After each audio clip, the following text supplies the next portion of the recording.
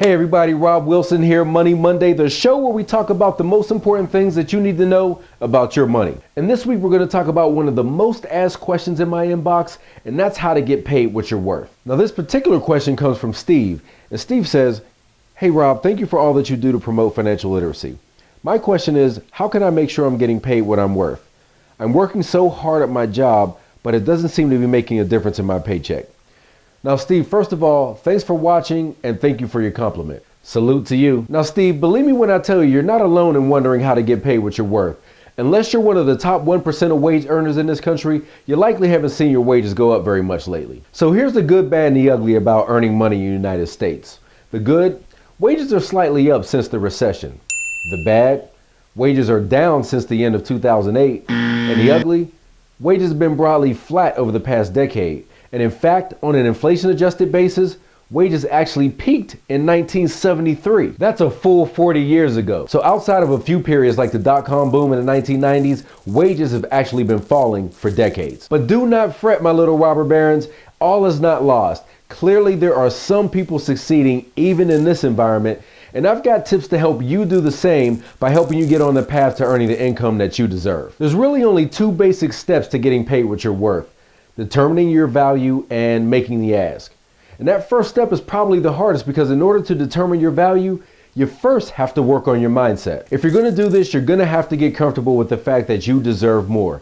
See, many people get stuck in their own limiting beliefs and start asking themselves questions like, who am I to ask for a raise? Or they start telling themselves that they're not good enough or smart enough to get the raise. The problem with that kind of thinking is that there's no job fairy that's going to magically come down and leave a higher salary under your pillow.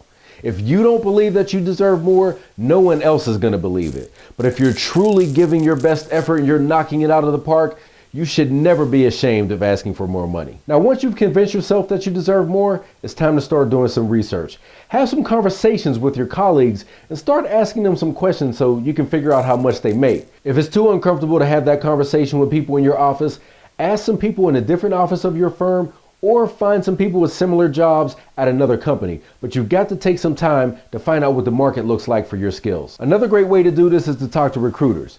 Search for someone who recruits people like you and find out the salaries offered to the last 5 hires that they made. This is kind of like trying to figure out the value of your home based on recent sales in your area.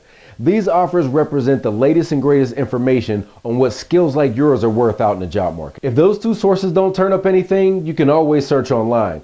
Go to salary.com and you can get some great information on jobs like yours in your area. You can also go to payscale.com and you can do some similar searches. Now, once you're armed with the right information, you can get ready to make the ask, but you've got to steer clear of the wrong ways to do this. I mean, you definitely don't want to just barge into your boss's office with a list of demands. I want more money, or y'all can just suck my... Ooh, I warned you. And you've got to be careful not to get too emotional when you're doing this. Show me the money!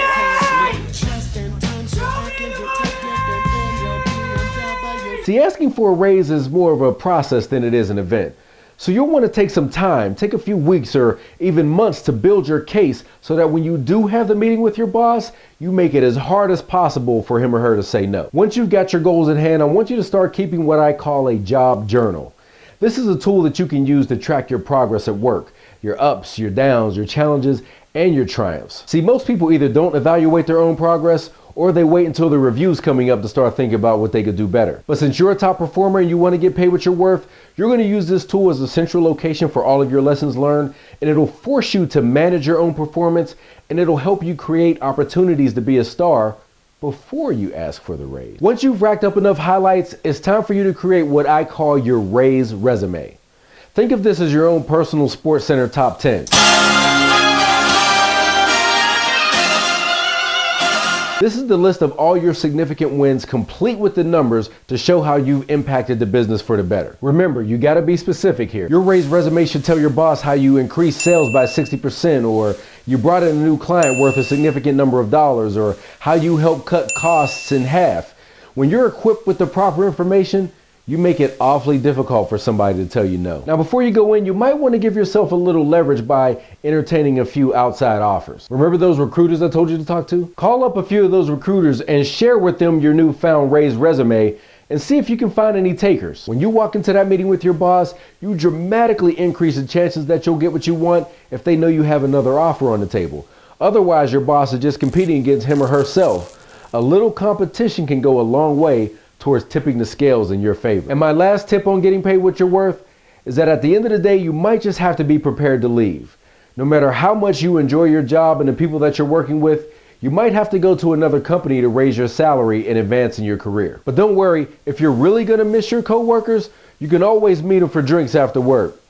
But since you're making more money now, first round's on you. So that's about it, guys. Follow these tips and I believe you'll be well on your way to increasing your income. So my question for you is, what one thing will you do this week to start getting closer to getting paid what you're worth? Please leave your answer to the question below, and don't forget to like, favorite, share, and forward this video to your friends so we can help other people who need this advice start to take some action. And one last thing, guys, if you have a financial question or a financial issue that you're currently struggling with, please go to my website, robwilson.tv/questions, and you can leave your question right there on the blog, or you can leave me a voicemail and I might use it on a future show. Well, that's it for this Money Monday, everybody. You guys get back to work, and I'll see you next week.